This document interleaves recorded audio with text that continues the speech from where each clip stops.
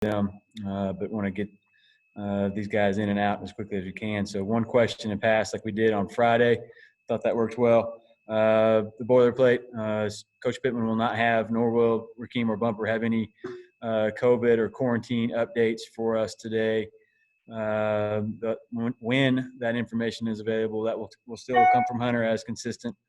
And then at the end, I'll have media plans for y'all that are interested in coming out to practice at the end. But I want to go ahead and get us going, and we can get to that at the end. I'm going to mute everybody, and we'll get going.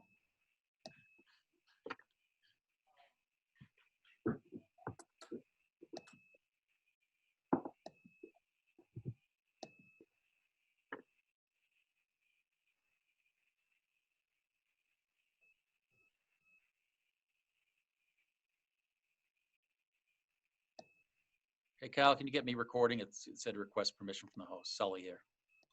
Sully, you're good. I got you. All right, Bob, go ahead. Okay. Well, Sam, we saw that you guys are opening with Georgia.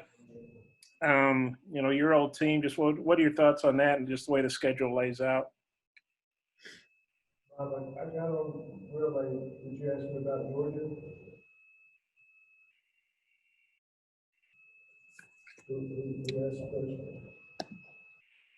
Bob. Not just you. Something's not right, Kyle.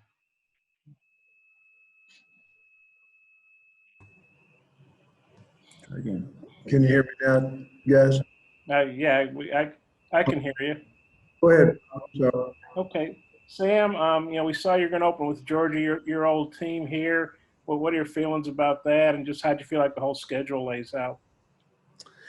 I haven't had a chance to really dig into the schedule because it came out while we were at practice, and I just got off the field, took a shower. Somebody's not unmuted. But as far as Georgia goes, we'll wait and see if you can find. Got a big echo in here. No, I don't. No, I'm good. Georgia goes, I'll be excited to see all the guys and all those things. I mean, you look at the University of Georgia, they've been the Big East champs 3 years in a row, national runner-up, 2 Orange Bowls, 1 victory, Sugar Bowls. And they're a big, tough, physical, greatly coached football team. And they're on our schedule, and we'll be excited to have a home opener here and have a great respect for everybody in that program and the way they coach and then the way their kids play. And it'll be a great measuring stick to see where we're at. Tom?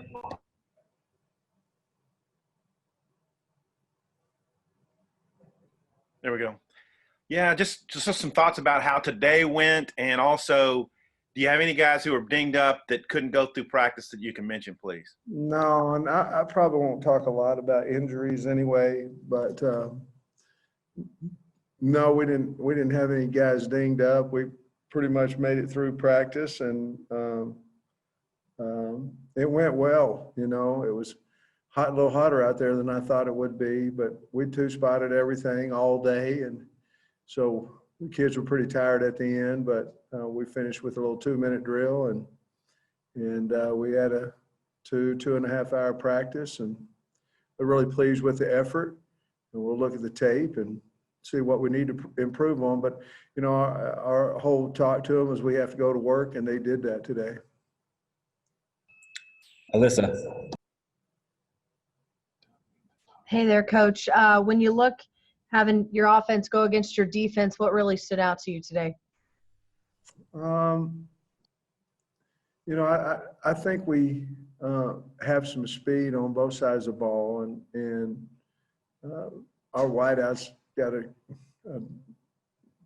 unbelievable amount of reps today, and they fought through it. But I think we practice well together. You have to now, Alyssa, when you don't have pads on. You have to be smart, practicing against each other.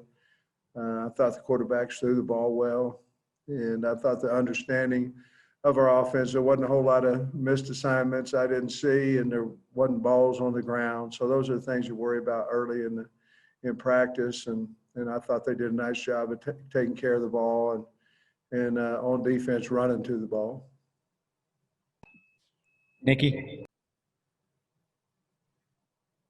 Hey, Coach. When you're doing your quarterback drills, who goes behind Felipe Franks right now? I know that nothing's settled, but who do you have going behind him? KJ Jefferson is behind him right now. And then after that, it's, kind of a rotation of the three guys, with Jones and Lindsey and Malik. But KJ is behind Felipe in the depth chart right now. Thank you. Otis? Well, you kind of got my question too, Sam, but just talk about how the quarterbacks threw the ball. Everybody wants to know about the quarterbacks, and like I said, Nikki just asked you, but talk about how they, specifically Felipe and KJ, how they look today throwing the ball.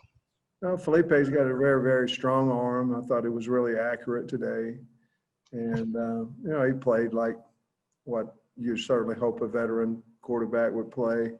And KJ, I'm really excited about him because he's learned the offense and running the offense. But you have to understand he's still very, very young as a quarterback in college. And so he'll have to play faster and things of that nature, but that'll come with reps. And I'm really pleased with all our quarterbacks. I really am. Lindsey took his group down and scored in the 2-minute drill. So, I mean, I'm pleased with where we're at that position. Franks' ankle, is it okay now? Felipe's? Yeah. Yeah, he's 100%. He's fine. Hey, Biddy? Hey, Coach, how you doing? Hey, Trey. So I was wondering about Traylon Burks, a guy we hadn't really talked a whole lot about, unique player on the field and off the field. What do you think you have in him? What kind of role could you foresee him playing for you guys this year? I mean, I think it's time for him to be one of, to get up there, and he's talented enough to be a one receiver on several teams, in my opinion. And we got to find ways to get the ball to him, whether it be throwing it to him and running him out of the backfield, throwing quick to him. He's a big, fast receiver that we need to get touches to him, and he's earned that, in my opinion, through the walks, through his off-season workouts, and certainly today. I think the world of him. He's a great kid. He was loyal to Arkansas in recruiting, and that makes a big difference to me too. So he got to earn that spot, but he's a talented guy. I really like him. Did you see him on special teams? Yeah, absolutely. We have him on, if not all special teams. I think we have him on every special team. I think he's a dynamic return guy, and we're using him there as well. Hutch? Coach, I was wondering if you could maybe give us a little update on Marcus Henderson. I know he came in listed around 300, but on the roster he's down to 286. What have you seen from him since he's gotten to campus? He's young, he's very talented. He got really good feet and very talented. I mean, he's smart. He's trying to work his way into that two deep, and he's certainly talented enough to do that. But we're really pleased with him. We'd take him every year if we could get one like him. He's going to be a really good player for us. John Neighbors? I'm good, man. I don't have anything. What's up, John? If you've got questions, hit me up in the chat. Tom? Thanks. Hey, Sam, can you kind of describe who scored touchdowns, who looked good running and catching? Just kind of give us an idea. I mean, little play-by-play. I mean, we didn't have any pads on. They were going full speed as far as they could. They were taking care of each other, but I don't know that there's any really standouts today from practice. Like I say, the defense stopped the 1 and 2 offense in the 2-minute drill.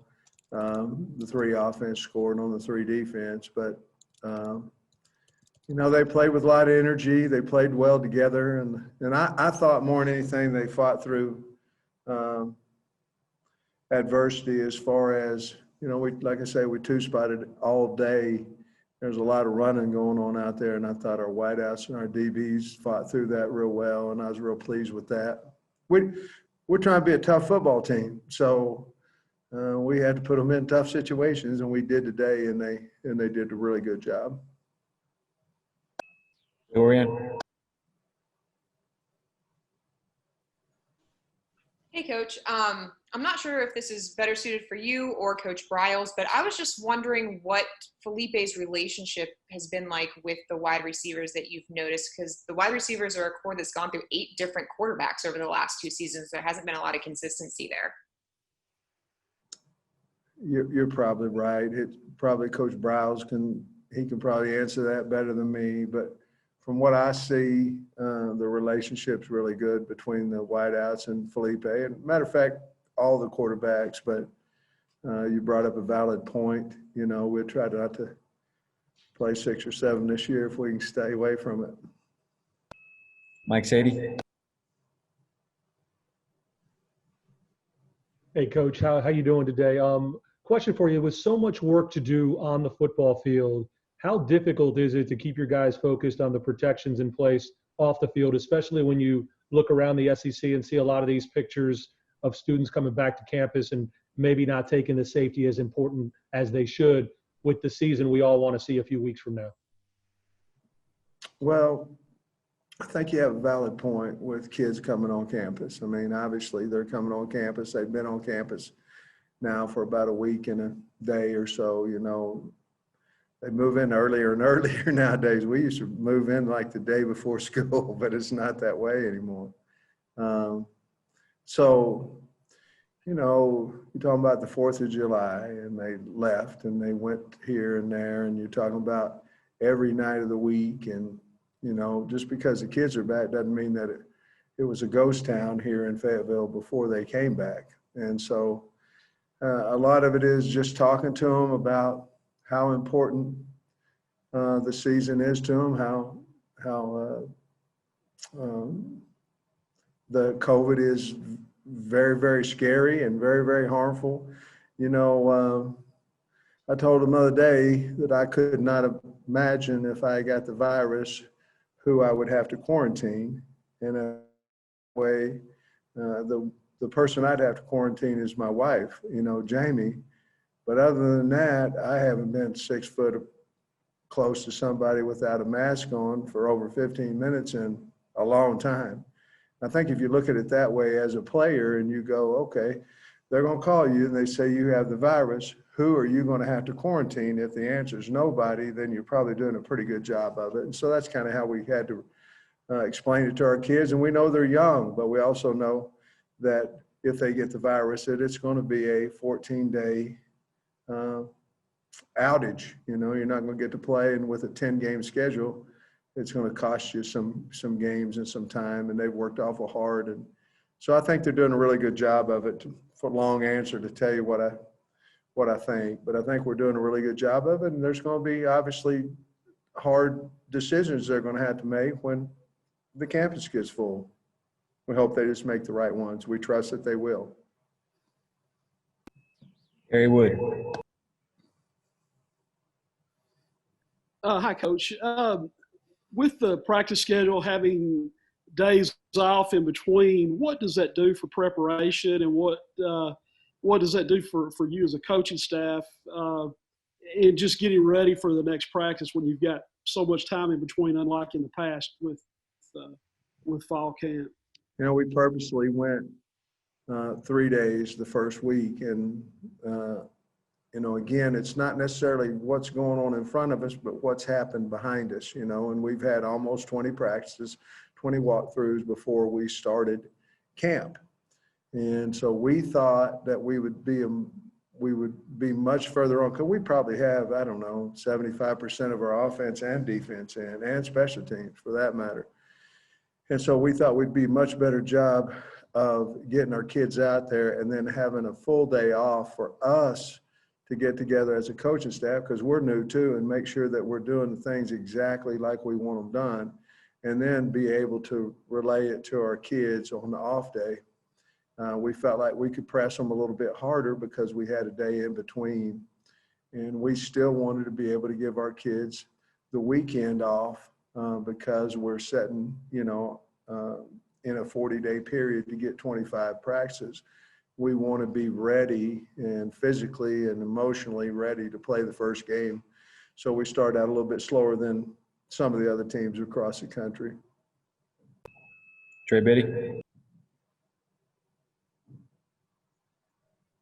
Hey, Coach, I was curious about the newcomers. I know they've been around campus for a while, but a lot of times when camp starts up, some guys will kind of sit back and, feel their way around, and other guys kind of throw their weight around, try to jump to the front of the line.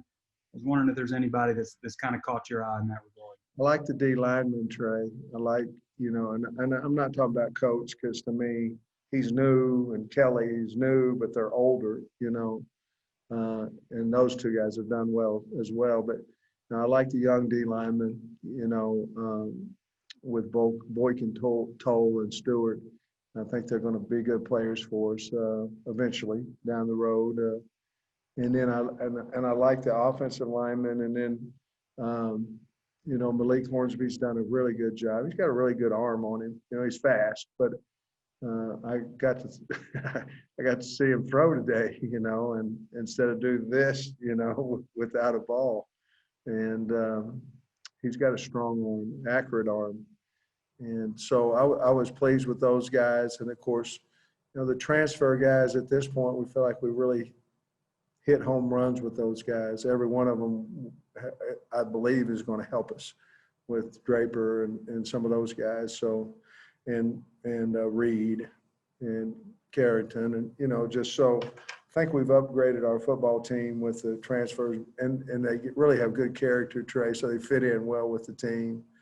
But the young kids, that's probably who I'd say the O and D linemen and that have probably stood out the most in that group of true freshmen, along with Malik.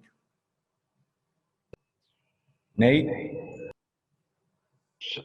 Sam, just as far as finally getting a practice in, how did that feel like for you today after all this time, where you actually had a practice with the team? And it was awesome. I mean, I'll get better every day. I have to learn as a head coach of how to run a practice exactly like I want. I thought it went well today, but there's some things that I wrote down that I'd like to change, or not necessarily. We had a 6-play rack of inside run, and I think it's too many. So we're going to change it to 4 tomorrow or on Wednesday. So just some things that I thought might be the best for our football team that I don't now. But as far as being the head coach at Arkansas and going out there to a practice, it was everything I thought it would be. And who made that happen is our assistant coaches and our team. I mean, they worked, and we just keep preaching. We're a blue-collar team with Arkansas Razorbacks, and let's go play hard, play tough, and play smart. And they did that today. I was proud of them, and I was really honored to be out there with them. 2 more. Otis.